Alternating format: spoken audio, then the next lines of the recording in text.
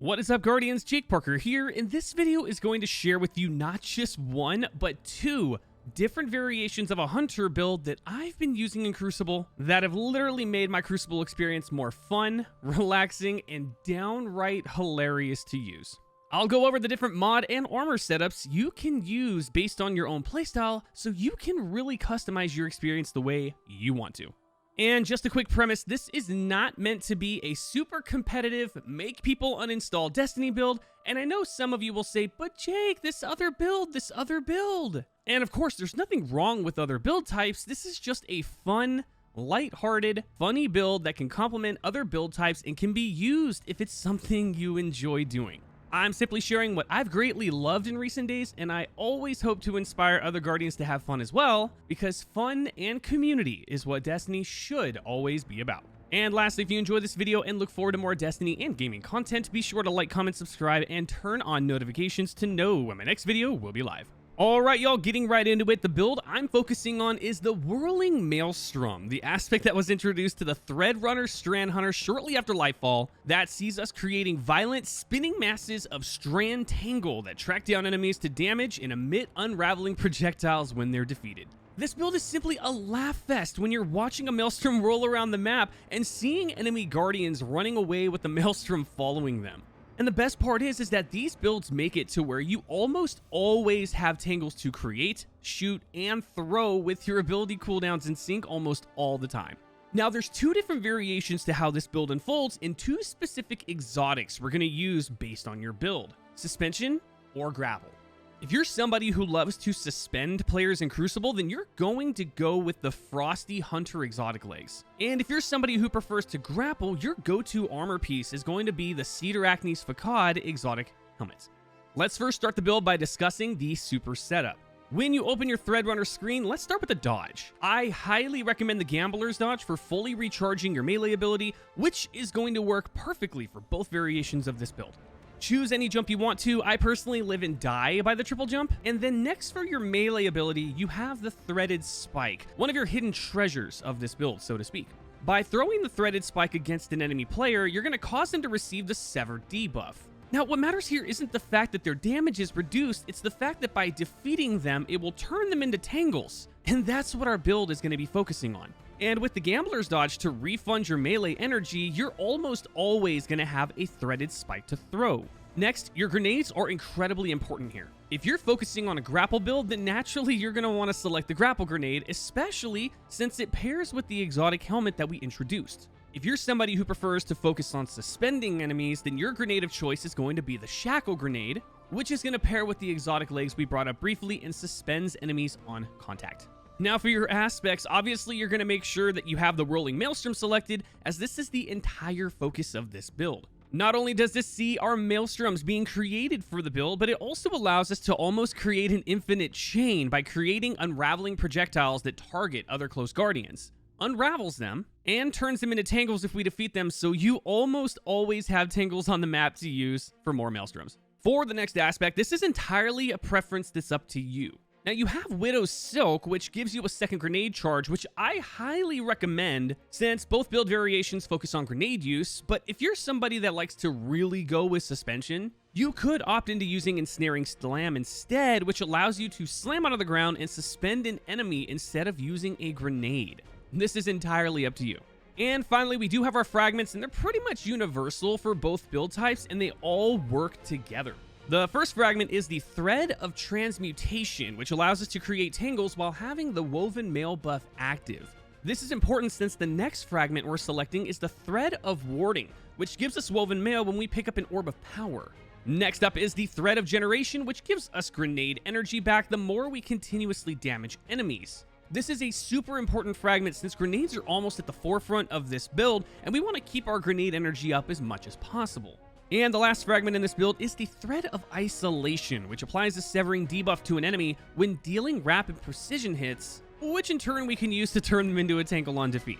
So as you can see, this build is constantly focusing on giving you maximum opportunities to create as many maelstroms as possible once all of your tangle cooldowns disappear. Now, one optional fragment you could use if you decided to use it is the Thread of Wisdom, which gives you orbs of power for defeating suspended targets, and this is entirely up to you to use, though I found this one slightly harder to proc than the other fragments we mentioned. Now to dive into the armor setup, let's focus on setting up our mods for all of the armor pieces we're going to use for each build. Starting with the helmet, if you're going with a suspension build, you want to equip any non-exotic helmet that you have, masterworked, and preferably an artifice armor with the extra mod slot available. Start by selecting whichever mods focus on grenade and melee energy, since those are the ones that you're going to build and focus depending on the stats that you might need. Next, you're going to want to mix and match your siphon mods depending on your specific playstyle, so we can generate orbs of power to complement our build. If you prefer using a primary weapon, the kinetic siphon is a fantastic mod to choose, but if you also intend on using your secondary slot with a particular damage type, you might also want to select a specific type of siphon that matches your weapon type. Now, if you're intending on doing a grapple build instead, this is where you're going to equip the Cedarachnes Facade exotic helmet. This helmet's perk grants you Woven Mail when activating your grapple, and then the perk is granted immediately. So you can start a grapple and immediately cancel and then still get your buff granted to you.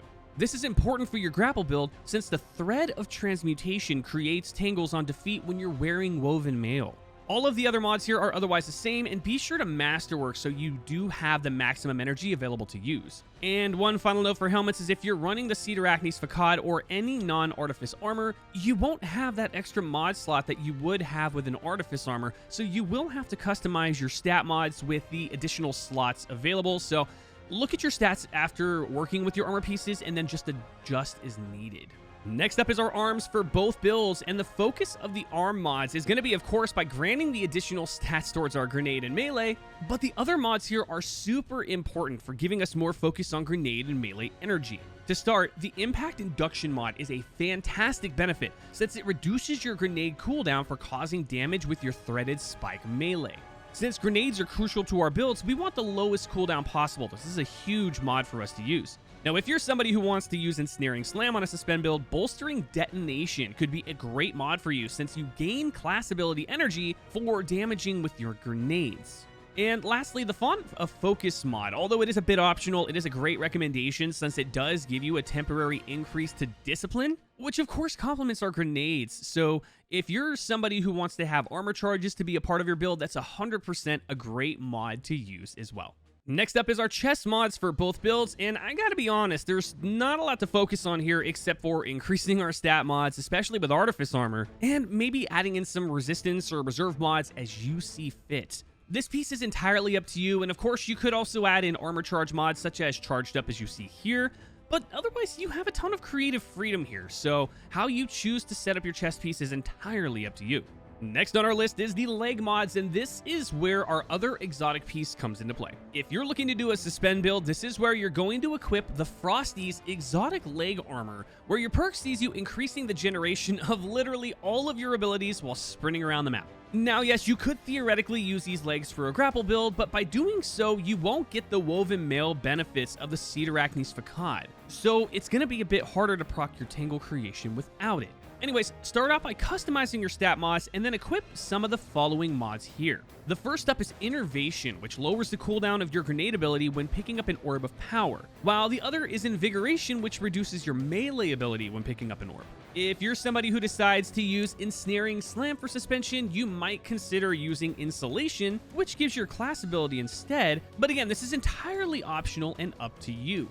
If you're planning on doing a grapple build instead, then of course equip any non-exotic legs that you have, and of course, masterworked Artifice Armor is preferable, and then customize your mods as needed. And last but not least, we have our class item mods to tie everything up in a nice little bow. To start off, we'll get our stat mods in, and then we have a few mod options available depending on your build and playstyle, and work when using your class ability. The first one is Bomber, which reduces your grenade cooldown, Outreach, which reduces your melee cooldown, and lastly, Distribution, which deducts all of the ability cooldowns at the same time. This again is entirely up to you. Obviously, Distribution would be the preferable one since it's the best benefit here, since all of your abilities reduce the cooldown at the same time. But depending on whether you prefer using your grenades or abilities for your melee more, you could probably consider using the other mods as you see fit. And that's it, Guardians, your complete build guide to creating whirling maelstroms and having an absolute blast in Crucible, which of course is entirely the point, which is to have fun above all. I highly recommend running this build with a bunch of friends to see maelstroms flying all around the maps, and not only that, but you can take advantage of all of your allies' tangles since your builds can activate maelstroms from other teammates without affecting your own cooldowns. Grab a bunch of friends and simply have a great time. Thank you so much for watching, and if you enjoyed this video, be sure to like, comment, subscribe, turn on notifications to know when my next video will be live. We're so close to 1,000 subscribers and full partnership, and I couldn't have done it without you guys, so thank you for all of your support. I'm going to leave you with the complete summary screens of each build here, so feel free to follow along, customize your characters, pause as needed, and get to having fun in Crucible. Thank you for being the reason I get to do what I do, and until the next video, Guardians, game on.